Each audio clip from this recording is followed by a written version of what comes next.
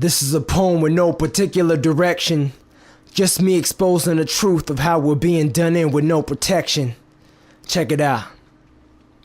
Who benefits from the wars that's going on? Holding strong to the capital interest of Chevron and Exxon, as well as Shell and the rest of the companies that's locking up everything left of Lebanon. The message was sent to me. For North Korea to Vietnam, we be in Guam, locking up property, monopolies are leaving farms desolate, and the best of it's yet to be seen. Just wait till they slip a chip into the wrist of every human being. I'm somewhat of a pessimist. The educated guesses is leaving them perplexed, like tell me how to get the best of us.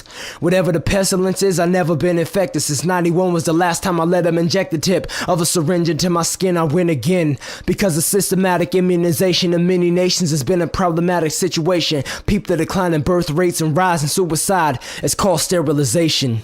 Indeed, a tragic truth. Match it up with the proof, which is evident if you cruise the library. God forbid you read. I know it's kinda scary. At least seek it in binary language. Ain't it strange how you can't find out when it's necessary?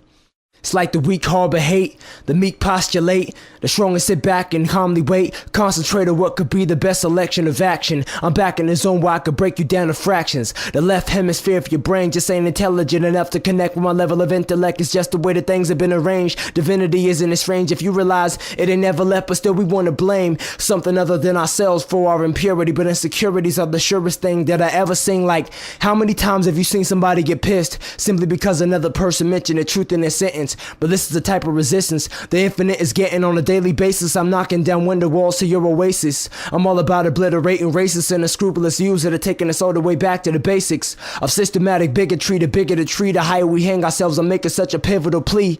Just because we don't see eye to eye don't mean somebody gotta die. When the barbarianism gets stitched into the poli-sci, I'm not in poli-sci, but I can spot the guys bringing my people down. They rocking Dockers and ties. They also wearing khakis, Converse, and wife beaters, killing their own kind, so I can't cry about elitists when it's another black man pulling the trigger on me, falling into the stereotypes of what you think he should be. Enraged, going out in a blaze, both of them guns raised with a blunt in his mouth and trying to be fronting like he ain't phased. Dumping on haters, excessive consumption is majorly taking over our whole capacity to elevate us for real.